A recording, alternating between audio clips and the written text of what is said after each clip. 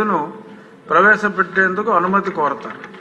Honorable Speaker, sir, I request to move for the leave to introduce the Andhra Pradesh Motor Vehicles Taxation Amendment, Bill number 2025. Thank you, sir.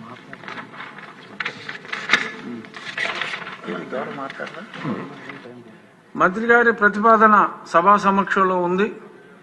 ఇప్పుడు విషయం Andhra Pradesh motor వాహనముల పన్ను విధింపు bill 2025ను ప్రవేశపెట్టడం.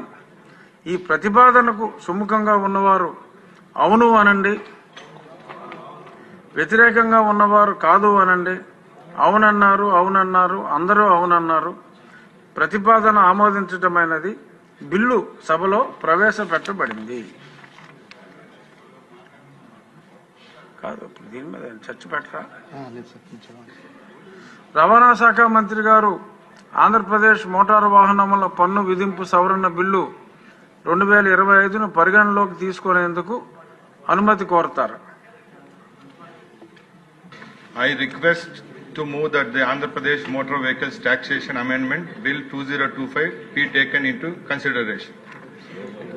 మంత్రి గారి ప్రతిపాదన సభా సమక్షంలో ఉంది. చర్చ వద్దా? ఎవరో ఒకరు మాట్లాడమన్నా. బిల్లుపై ఇప్పుడు చిరు చర్చ.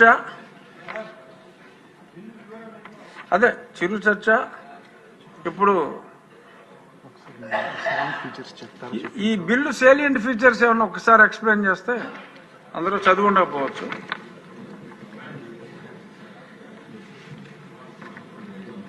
నమస్తే సార్.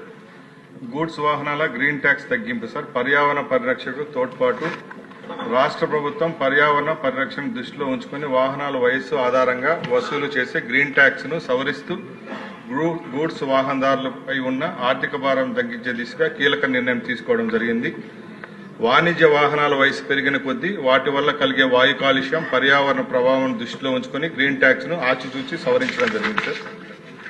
గ్రీన్ ట్యాక్స్ సవరణ సార్. 12 సంవత్సరాల లోపు వయసు కలిగిన హెవీ గూడ్స్ వాహనాలకు, హెచ్జీవీ వెహికల్స్ కు గతంలో 16,000, 3,000, 10,000 రూపాయలు కలెక్ట్ చేసేవాళ్ళం సార్. ఇప్పుడు దాన్ని 1,500గా నిర్ధారించడం జరిగింది. అలాగే 12 సంవత్సరాలు పైబడిన వాహనాలకు గతంలో 3,200, 6,000, 20,000 కలెక్ట్ చేసేవాళ్ళం సార్. ఇప్పుడు దాన్ని సవరిస్తూ ప్రభుత్వం 3,000 రూపాయలు కుదించడం. Thank you sir. ఆటోమొబైల్ రంగం ఎప్పటి నుంచో ఈ రిక్వెస్ట్ చేస్తున్నారు. ఇప్పుడు ఈ బిల్లు మీద బొమ్మ అఖిలప్రియ గారు మాట్లాడారు.